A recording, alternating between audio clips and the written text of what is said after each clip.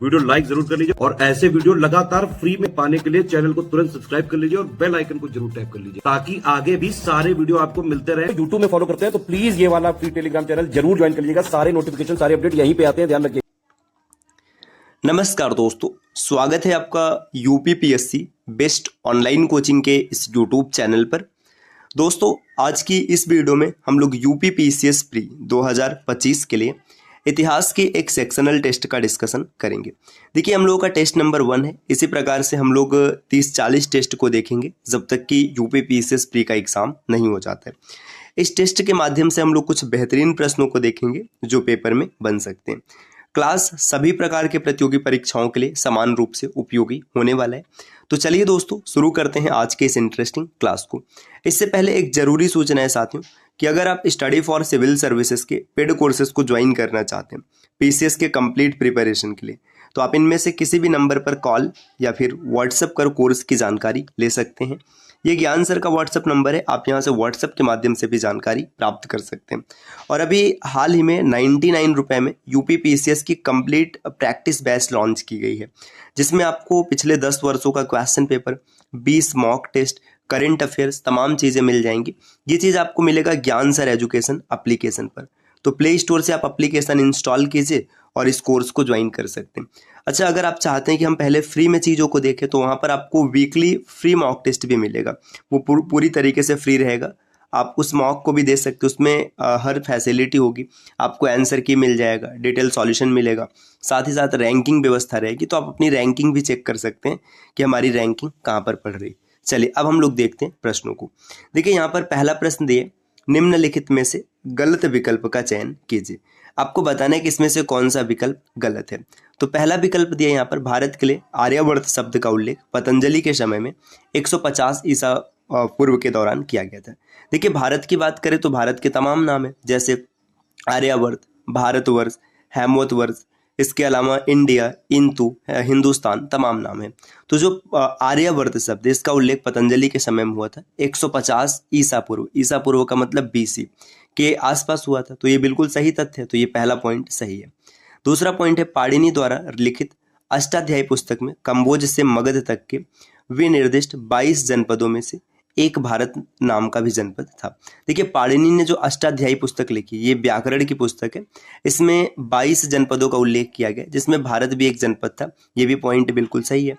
तीसरा पॉइंट दिया है, ईसा की पहली शताब्दी में जब बौद्ध धर्म ने चीन में प्रवेश किया, तब चीनियों ने भारत के लिए तिएन चू या चुनतु शब्द का प्रयोग किया था, लेकिन वेनसांग ने बाद में इनतू कहा। देखिए, अभी हम लोगों ने देखा कि भारत के तमाम नाम है, जिसमें चीनी लोगों ने भारत को तिएनतू या फिर वेनसांग ने इंतु शब्द बताया था।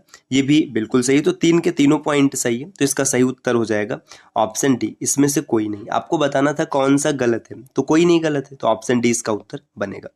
नेक्स्ट अगले प्रश्न पर आते हैं। अगला दिया है, निम्नलिखित में से सही विकल्प का चयन करें। आपको बताना है कि यहाँ पर जितने विकल्प दिए गए इनमें से कौन कौन सा सही है। तो चलिए देखते हैं एक एक करके। पहला पॉइंट है, पारसियों के पवित्र ग्रंथ जिंद अवस्था में सरस्वती की 7 नदियों के क्षेत्र का उल्लेख करते हुए सप्त सैंधो शब्द का प्रयोग किया गया। देखिए, जो पारसी या फिर ईरानी कह लीजिए जिंद अवस्था, ये ऋग्वेद के समकालीन है। इसमें 7 नदियों का उल्लेख किया गया और सप्त सैंधो क्षेत्र का नाम दिया गया। तो ये पहला पॉइंट बिल्कुल सही है। दूसरा पॉइंट दिया है, ईरानियों ने सिंधु नदी को इंडस के नाम से पुकारा। देखिए, जो सिंधु नदी है, इसको इंडस ईरानियों ने नहीं कहा था, यूनानियों ने कहा था। तो ये पॉइंट गलत हो जाएगा, क्योंकि यूनानियों ने इंडस कहा है और बाद में सिंधु नाम पड़ा था। अगला पॉइंट है, प्रसिद्ध यूनानी इतिहासकार हेरोडोटस ने फारसी साम्राज्य के क्षत्रप के लिए इंडोस शब्द का प्रयोग इस्तेमाल किया था। तो ये बिल्कुल सही है। ठीक, आगे देखिएगा, अगला पॉइंट यहाँ पर दिया गया नेक्स्ट, कि इंडिया नाम सर्वप्रथम एकेमेनिड ईरानियों द्वारा सिंधु द्वारा सिंचित क्षेत्र को दिया गया। देखिए, जो इंडिया नाम है, जो सिंधु से सिंचित क्षेत्र है, उसी को इंडिया कहा गया था और ये नाम एकेमेनिड ईरानियों ने दिया था। तो बिल्कुल सही है तीसरा पॉइंट भी। तो पहला ये चौथा पॉइंट, पहला, तीसरा और चौथा, ये 3 सही है, बाकी उसके अतिरिक्त गलत है। तो 3 सही देखेंगे तो ऑप्शन सी इस प्रश्न का उत्तर बनेगा। नेक्स्ट अगले प्रश्न पर आते हैं साथियों। यहाँ पर दिए, निम्नलिखित पर विचार करें। यहाँ पर कुछ विकल्प दिए गए और आपको इसमें विचार करना है और अंतिम में कुछ डेटा पूछा जाएगा कि सही उत्तर को चुनिए, कि इसमें से कौन सा सही है, तो देख लेते हैं हम लोग कौन कौन सा सही है। पहला दिया, प्रत्येक देश या राष्ट्र की अस्मिता की पहचान उसकी संस्कृति और सभ्यता से की जाती है। बिल्कुल सही है। किसी देश की अस्मिता कैसी होने वाली है, उसका कल्चर सिविलाइजेशन देखकर पहचान किया जाएगा। दूसरा पॉइंट दिया है सभ्यता के अंदर मानव के सभी क्रियाकलाप आते हैं, जबकि संस्कृति के अंतर्गत भौतिक पहलुओं पर विशेष जोर दिया जाता है। देखिए ये बताया जा रहा है कि जो सभ्यता है इसमें हर एक चीज आएगा, हर क्रियाकलाप आएगा, तो हर क्रियाकलाप संस्कृति में आता है, न कि सभ्यता में आता है। तो दूसरा पॉइंट गलत हो गया। तीसरा पॉइंट यहाँ पर दिया है कि अतीत इतिहास को जानने का साधन है और किसी भी समाज या राष्ट्र के इतिहास के अध्ययन द्वारा हम उस राष्ट्र के अतीत को जान सकते हैं। बिल्कुल सही है। उसका जब इतिहास समझेंगे तो उसका अतीत समझ पाएंगे। अगला पॉइंट दिया, भारत देश का नाम ऋग्वेद काल में जन्मे भारत के नाम पर प्रतीत होता है, मतलब ऐसा हुआ है कि उन्हीं के नाम पे पड़ा है।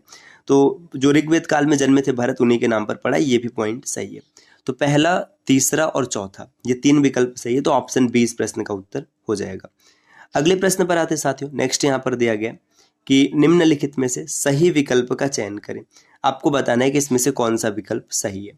पहला प्रश्न दिया, इतिहास लेखन का सबसे महत्वपूर्ण और विश्वसनीय स्रोत उत्कीर्ण लेख है। देखिए उत्कीर्ण लेख मतलब जो शिलालेख है या विभिन्न प्रकार के अभिलेख हैं, वो सबसे महत्वपूर्ण है, तो बिल्कुल सही है। उत्कीर्ण लेखों का जो अध्ययन है इसे अभिलेख शास्त्र एपिग्राफी कहा जाता है, तो ये भी पॉइंट बिल्कुल सही है। तीसरा दिया है लेखन की सबसे पुरानी प्रणाली जो है हड़प्पा की मोहरों में पाई जाती है, ये भी बिल्कुल सही है। चौथा पॉइंट है अशोक के उत्कीर्ण लेखों की लेखन प्रणाली सबसे प्राचीन मानी जाती है। देखिए जो अशोक के शिलालेख है या फिर अशोक के जो लेख प्राप्त हुए इसे सबसे पुराना माना जाता है, ये भी बिल्कुल सही है।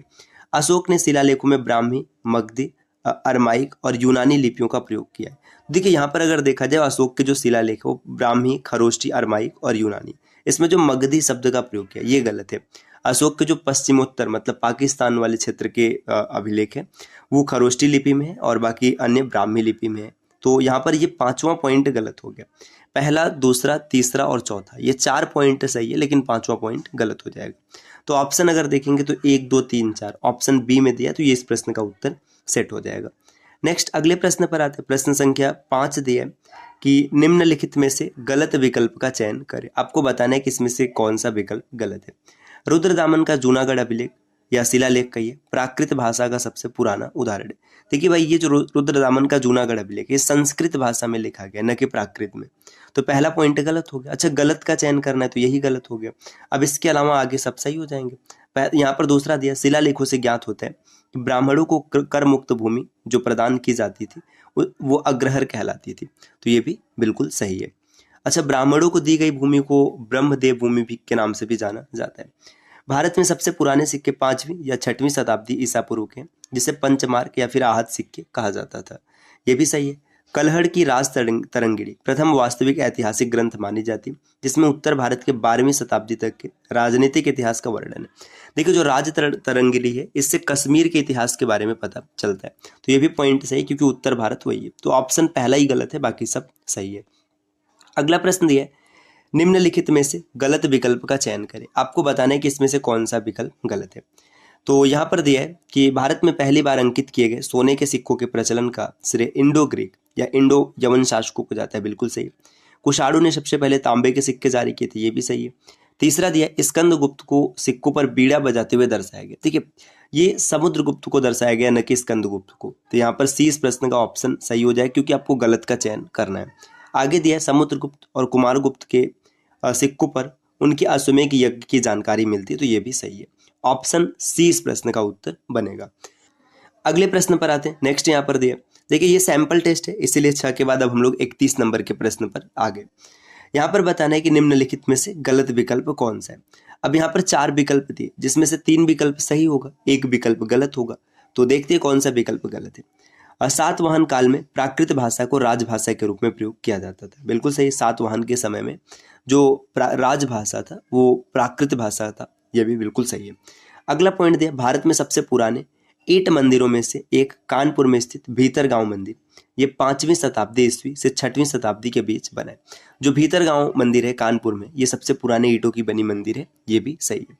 अगला दिया ताम्रपाषाण काल में कर्नाटक के लोग मृतकों को घर के फर्श के नीचे उत्तर से दक्षिण की ओर रखकर दफनाते थे। देखिए यहाँ पे जो उत्तर से दक्षिण दफनाने का वो है, ये कर्नाटक में नहीं महाराष्ट्र में था, तो ये इसका गलत उत्तर हो जाएगा, ऑप्शन सी इस प्रश्न का उत्तर बनेगा। बाकी जब ये मिल गया तो फिर आगे ये भी सही होगा। अगले प्रश्न पर आते हैं, प्रश्न संख्या 32 दिया है, निम्नलिखित में से गलत विकल्प का चयन करें। यहाँ पर एक विकल्प ऐसा होगा जो कि गलत होगा, आपको बताना है कौन सा गलत है। इक्ष्वाकु वंश के शासकों को पुराणों में श्री पर्वती कहा गया, तो ये बिल्कुल सही, इक्ष्वाकु वंश के जो शासक है उन्हें श्री पर्वती कहा जाते हैं। चालुक्य शासकों के शासनकाल, मंदिरों के निर्माण का काल, देखिए चालुक्य ने चंदेल शासकों का जो काल था वो मंदिर निर्माण के लिए काफी प्रसिद्ध था, तो ऑप्शन बी यहाँ पर गलत दिया गया। यहाँ पे दिया है, करमदका क्षत्रपों ने तांबे के धातु के अत्यंत दुर्लभ सिक्के प्रचलित किए, तो ये भी सही है। और ये हर्षवर्धन के शासनकाल का इतिहास मगध से प्राप्त 2 ताम्रपत्रों राजतरंगिणी और वेनसांग के वर्णन से मिलता है, ये भी सही है।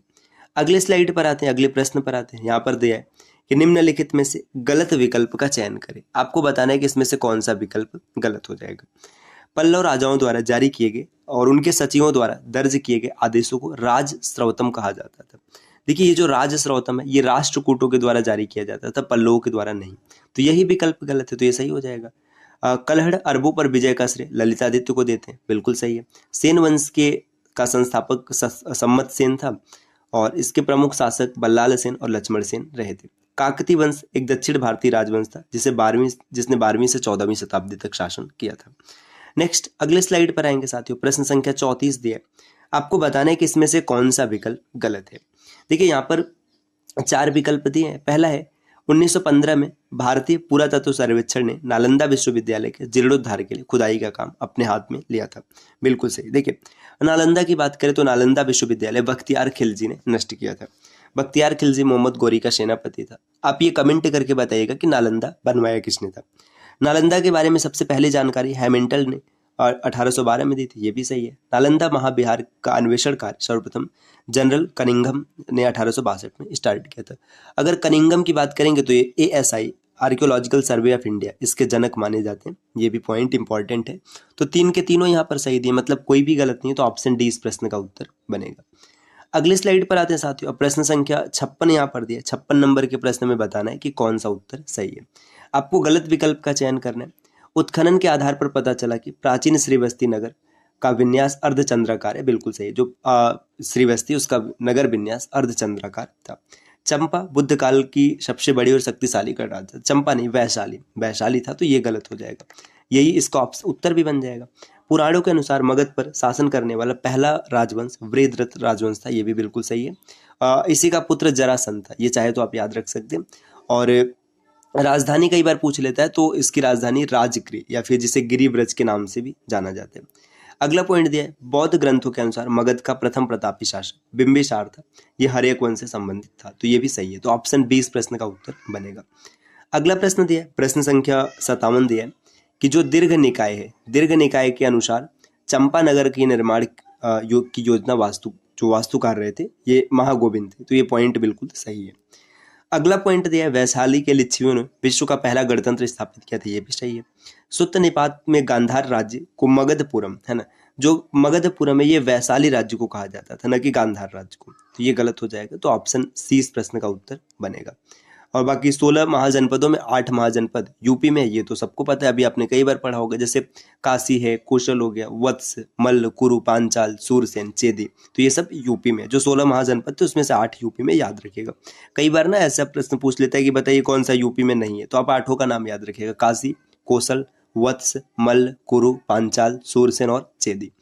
अगले स्लाइड पर अगले प्रश्न पर आते हैं, निम्नलिखित को कालानुक्रम में व्यवस्थित कीजिए। आपको क्रोनोलॉजिकल ऑर्डर में बताना है कि इसमें से कौन सी स्थिति सही होगी। देखिए याज्ञवल्क्य स्मृति, नारद स्मृति, पराशर स्मृति और बृहस्पति की बात करें तो यहाँ पर जो याज्ञवल्क्य स्मृति दिया गया, याज्ञवल्क्य स्मृति की बात करेंगे तो ये 100 BC से 300 AD, ये इसका समय 100 BC से 300 AD, लगभग ऐसा ही समय चलता है। नारद स्मृति 300 BC से 400 AD, इस प्रकार का है। इसके बाद दिया है पाराशर का जो समय 300 BC से 500 AD रहा है। और इसके बाद बृहस्पति की बात करें तो 300 BC से 500 AD। तो अब अगर समय के हिसाब से सेट करेंगे तो इसमें आप बताइएगा कि कौन सा इसका उत्तर सही है। चलिए 59 नंबर का प्रश्न दिया है, ब्रह्मसूत्र में 8 प्रकार के विवाहों का वर्णन मिलता है, इनके संबंध में आपको बताना है कि सही विकल्प कौन सा है। तो देखिए 8 प्रकार के विवाह होते हैं, आप ये क्लास में पढ़े हैं। और चलिए यहाँ पर प्रश्नों को देखते हैं। दिया इसमें असुर विवाह। देखिए असुर विवाह क्या होता था कि इसमें कन्या का जो पिता होता था वर को कन्या का मूल्य देकर अपनी कन्या बेच देता था। मतलब ऐसे समझिए ना, सीधी सी बात है, असुर विवाह में क्या होता था, कन्या को बेच दिया जाता था। तो ये बिल्कुल सही है, असुर विवाह यही है ना। इसके बाद दिया पिचास विवाह। पिचास विवाह को प्रेम विवाह नहीं कहते हैं, इसे जो गंधर्व विवाह होता है उसे प्रेम विवाह कहते हैं। तो ये गलत हो गया। अगला दिया है राक्षस विवाह। इसमें अपहरण के द्वारा विवाह किया जाता था, तो देखिए ये भी गलत हो जाएगा। नेक्स्ट यहाँ पर दिया है कि जो जबरदस्ती या फिर बलात्कार करके विवाह किया जाता था उसे पिचास विवाह कहते थे। तो ये तीनों गलत है, ऑप्शन ए इस प्रश्न का उत्तर हो जाएगा। अगले प्रश्न पर आते हैं। प्रश्न संख्या 67 यहाँ पर दिया गया है, क्योंकि सैंपल टेस्ट है तो इसीलिए इसमें प्रश्न आगे पीछे है। अब आपको बताना है कि जो चोल साम्राज्य के संदर्भ में कौन सा विकल्प सही, ये बताना। देखिए वास्तविक संस्थापक, जो वास्तविक संस्थापक है वो राजराज प्रथम है, तो यहाँ पर विजयालय नहीं होगा। देखिए संस्थापक विजयालय को माना जाता है, लेकिन वास्तविक संस्थापक राजराज प्रथम है, तो पहला ये गलत हो गया। अंतिम शासक राजेंद्र तृतीय, बिल्कुल सही है। राजधानी, इनकी राजधानी तंजौर है, बाद में गंगे कोंड चोलपुरम बनाया गया था, तो लेकिन तंजौर यहाँ पर दिया, तो आप इसको सही मान सकते हैं। तीसरा पॉइंट दिया चोलों का प्राचीनतम निवास स्थान उदयपुर, ये भी बिल्कुल सही है। और इनका राष्ट्रीय चिन्ह बाघ था, ये भी सही। तो देखिए पहला गलत है, बाकी 4 सही, तो दूसरा, तीसरा, चौथा, पांचवा ये यहाँ पर सही हो जाएगा, ऑप्शन सी, दूसरा, तीसरा, चौथा, पांचवा। अच्छा, कई बार ऐसा भी प्रश्न पूछ लेता है कि इनके प्रबल शत्रु कौन थे, तो जो कल्याणी के पश्चिमी चालुक्य थे ये इनके प्रबल शत्रु होते थे। अगला प्रश्न दिया प्रश्न संख्या 68। आपको ये बताना है कि जो कनिष्क है कि अभिलेखों के संदर्भ में आपको गलत विकल्प का चयन करना है, इसमें से कौन सा गलत है। देखिए सुई विहार लेख कनिष्क के शासनकाल के 11वें वर्ष, बिल्कुल सही है। जेद्दा और मणिक्याल अभिलेख कनिष्क के पंजाब के अधिकार को बताते हैं। सारनाथ अभिलेख और कौशाम्बी अभिलेख कनिष्क के बनारस एवं कौशाम्बी के अधिकार की पुष्टि करते हैं। सांची लेख, देखिए सांची लेख की बात करेंगे तो सांची का नाम आपने कई बार सुना है ना। ये जो है ये इनके मध्य प्रदेश पर अधिकार की पुष्टि करता है, और यहाँ पे राज्याभिषेक बताया गया, तो यही पॉइंट गलत है, ऑप्शन डी इस प्रश्न का उत्तर बनेगा। क्वेश्चन नंबर 69 दिया गया कि पल्लव राजवंश के संदर्भ में सही विकल्प चुने। आपको बताना है कि जो पल्लव राजवंश है इसके संदर्भ में सही विकल्प कौन सा है। देखिए संस्थापक सिंह वर्मन है, न कि सिंह विष्णु, ठीक है। वास्तविक संस्थापक सिंह विष्णु है, तो ये भी गलत हो गया, मतलब ये क्रॉस करके दिया गया। अंतिम महत्वपूर्ण शासक अपराजित वर्मन, ये बिल्कुल सही है। और राजधानी इनकी कांची थी, न कि तंजावुर था, तो ये 3 विकल्प एलिमिनेट हो गया, ऑप्शन सी उत्तर बनेगा। अगले प्रश्न पर आते हैं। प्रश्न संख्या 70 दिया है, चंद्रगुप्त विक्रमादित्य के दरबार में 9 रत्नों में सही संबंध बताइए। मतलब इसमें जो 9 रत्न है उसमें से सही विकल्प कौन सा है। तो इसमें देखिए कालिदास, ये लेखक थे, बिल्कुल सही है। अमर सिंह की बात करें तो अमर सिंह कोशकार थे, ये भी सही है। तीसरा दिया जो यहाँ पर नाम दिया गया छपड़क, ये ज्योतिषी थे, ये भी सही है। और वर रुचि का जो संबंध था ये संस्कृत व्याकरण से था, यहाँ पर शिल्प शास्त्र दिया है। और वेताल भट्ट को कवि बताया गया, जबकि मंत्र शास्त्र के ज्ञाता थे। तो पहला, दूसरा, तीसरा सही, ऑप्शन ए उत्तर बनेगा। अगले प्रश्न पर आते हैं। प्रश्न संख्या 82 यहाँ पर दिया है, आपको बताना है कि इसमें से कौन सा विकल्प गलत है। तो इसको पढ़िएगा, इस प्रश्न का सही उत्तर क्या होगा आप कमेंट करके जरूर बताइएगा। 82 के बाद 83 नंबर का क्वेश्चन है, इसी तरीके से 84 है। अब देखिए दोस्तों, यहाँ पर अगर आप 2025 में यूपी पीसीएस का एग्जाम देने जा रहे हैं तो जो बचा हुआ समय है ना, इसमें आपको जरूर से मॉक लगाना चाहिए। मॉक लगाने के लिए आप स्टडी फॉर सिविल सर्विसेज के 55 सीरीज को ज्वाइन कर सकते हैं, या फिर ज्ञान सर एजुकेशन से मात्र 99 रुपए में आप स्टडी मटेरियल प्राप्त कर सकते हैं। तो ये आज की क्लास रही, उम्मीद है आपको पसंद आई होगी। ऐसे वीडियोज लगातार देखने के लिए आप चैनल को सब्सक्राइब कर सकते हैं। तो मिलते हैं साथियों आपसे नेक्स्ट वीडियो में, तब तक के लिए नमस्कार।